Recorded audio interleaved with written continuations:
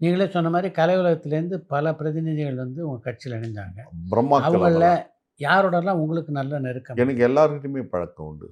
ஆனந்தான் அவர்கள் வந்து என்னுடைய திருமணம் வந்து 2000 ஆண்டு ஆகஸ்ட் 8ஆம் தேதி என்னுடைய திருமணம். ரொம்ப பிரம்மாண்டமா நடத்தணும்னு முடிவு எடுத்துட்டோம்.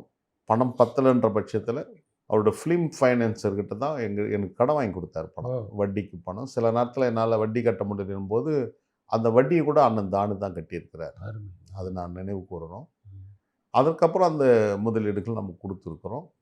ஆனால் என்னுடைய வாழ்வில் ஒளியேற்றுவதற்கான அந்த சந்தர்ப்பத்தில், அவர் கர்ணன் சொல்வது சும்மா வார்த்தைக்கான அல்ல. அது உண்மையிலேயே அவரு எனக்கு உதவி செய்திருக்கிறார். அருமை. அதேபோல தான் அண்ணன் எஸ்.எஸ். சந்திரன் அவர்கள், அண்ணன் ராதா ரவி அவர்கள். அவர்களுடன் அந்த பழக்கங்கள் எல்லாரோடையும் அந்த திரையுலக அந்த படைப்பாளிகளிடம் ஒரு நல்ல பழக்கங்கள். அதுக்கப்புறம் தான் அண்ணன் தான் அவர்களுக்கு வந்து திரைப்படங்கள் எடுக்கின்ற போது, மாயாவின் ஒரு திரைப்படம், அதேபோல தொட்டி ஜெயா, புன்னகை பூவே இந்த 3 படங்களும் மாமல்லபுரத்தை சுற்றி தான் எடுக்கப்பட்டது. ம். எனவே அந்த அந்த முதல் டைட்டிலே போடுவாரு, நன்றின்னும்போது மல்லை சத்யாவுக்கு நன்றின்னு போடுவார். ஆளவந்தான் திரைப்படம் எடுக்கும்போது தலைவர் வைகோவுக்கு நன்றின்னு. ஏன்னா, அந்த ராணுவ முகாமில் எடுத்ததுக்காக. அந்த பயணங்கள் வந்து மறுமலர்ச்சி திமுகவில் கிடைத்த இந்த பழக்கம், அந்த சொந்தங்கள்லாம் மறக்கவே முடியாது. ஒரு சிறப்பான நினைவுகள் அதெல்லாம். என்னோடு நெருங்கி பழகியவர் வந்து என்னுடைய நண்பர் வந்து நடிகர் ரகுவரன். ஓ! ரகுவரனும் நானும் ஒரே டிசம்பர் 10ல் பிறந்தவர்கள். ஆ.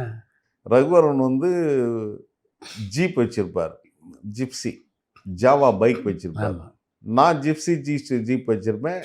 எஸ்டி ரோட் கிங் பைக் வச்சிருப்பேன். ஒரு எளிமையான மனிதர். ம். ஒரு வில்லன்னா அந்த உடம்பெல்லாம் முறுக்கின்னு ஆமா. இருக்கணும், அதெல்லாம் இல்ல. ஒரு சாதாரணமா அடிச்சவர். பல நாட்கள் என் வீட்டிலேயே தங்கிடுவார். அவருக்கு அந்த பெரிய அந்த பஞ்சனைலாம் ஒண்ணும் தேவையில்ல. சாதாரண விஷயப்படுத்துவார். அவர் தேடிக்கிட்டே இருப்பாரு. ஓடிக்கிட்டே இருப்பாரு. பீச்சுக்கு போவாரு. திடீர்னு துண்டு கட்டின்னு போயின்னே இருப்பாரு. ஏன் இப்படி போறாருன்னு கூட பல பேர் பார்க்கலாம். ஆனால் தன்னுடைய கேரக்டர தேடிக்கிட்டே இருந்தார்.